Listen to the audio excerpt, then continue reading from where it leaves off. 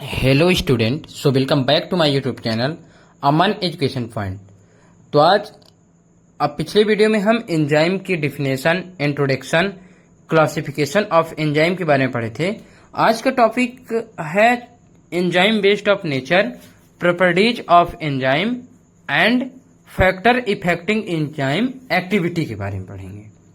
तो हम स्टार्ट करते हैं चौथा, एंजाइम बेस्ड ऑफ नेचर। इसका फर्स्ट है intracellular enzyme, extracellular enzyme, zymax secretion, zymogen enzyme. पहला intracellular enzyme, only work inside of cell.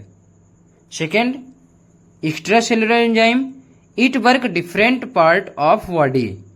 Third Zymax secretion, it is extracellular enzyme but it work immediately.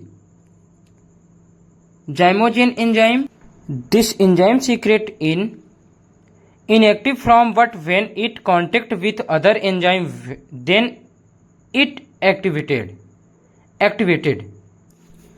5 properties of enzyme. First, enzyme reaction की rate को बढ़ाने का work करता है। जो enzyme होता है वो रिएक्शन की रेट को बढ़ाने का वर्क करता है। अब प्रत्येक सबस्ट्रेट, प्रत्येक पदार्थ के लिए एक स्पेसिफिक एंजाइम होता है। थर्ड, एंजाइम थर्मोलेवाइल होते हैं, मीन्स उसके पास पॉजिटिव एंड नेगेटिव दोनों चेंजेज होते हैं। फोर्थ, एंजाइम इनस्टेबल होते हैं, इनकी एक्टिविटी भी डिक्रीज हो जाती है। 5, एंजाइम डिस्ट्रॉयड हो जाता है by the condition like temperature with wide change in pH.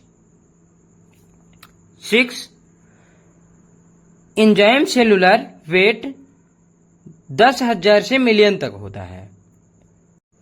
7, सभी एंजाइम प्रोटीन होते हैं बट आरएनए के अंदर जो एंजाइम होता है वह प्रोटीन के नहीं बने होते हैं। देखिए, सभी एंजाइम प्रोटीन होते हैं बट जो आरएनए के अंदर जो एंजाइम पाया जाता है वह प्रोटीन का नहीं बना होता है।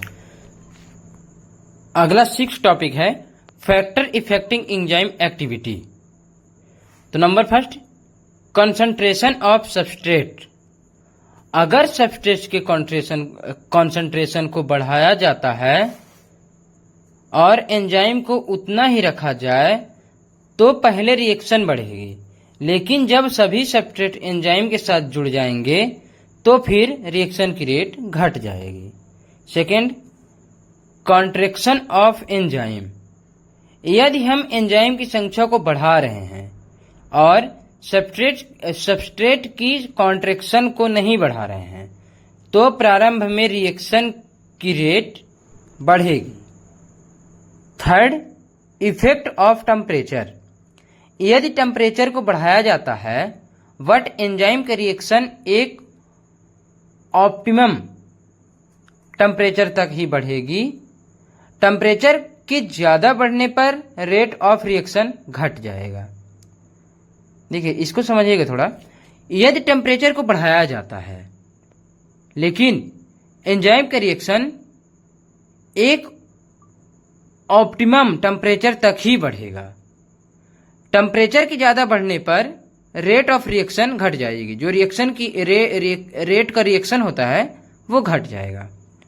चौथा, इफेक्ट ऑफ पीएच। पीएच की भी एक रेंज होती है, उस रेंज में एंजाइम की एक्टिविटी बहुत अच्छी होती है। पीएच की रेंज 6.4 से 7.5 के बीच एंजाइम की एक्टिविटी बहुत ही अच्छी रहती है। 5, effect of UV rays. UV ray denature the enzyme so enzyme activity decrease. 6, effect of inhibitor. कुछ इनहिबिटर्स होते हैं जो एंजाइम के एक्शन को इनहिबिटर्स करते हैं। कुछ इनहिबिटर्स ऐसे होते हैं जो एंजाइम के एक्शन को इनहिबिटर्स करते हैं। Thank you for watching class. आप लोगों को मैं अब आज का ये टॉपिक कंप्लीट हुआ, enzyme, carbohydrate, protein, lipid and enzyme, चारों टॉपिक कंप्लीट हो चुके हैं। अब मैं आप लोगों को किडनी फंक्शन टेस्ट से बोर्ड में पढ़ाना स्टार्ट करूंगा।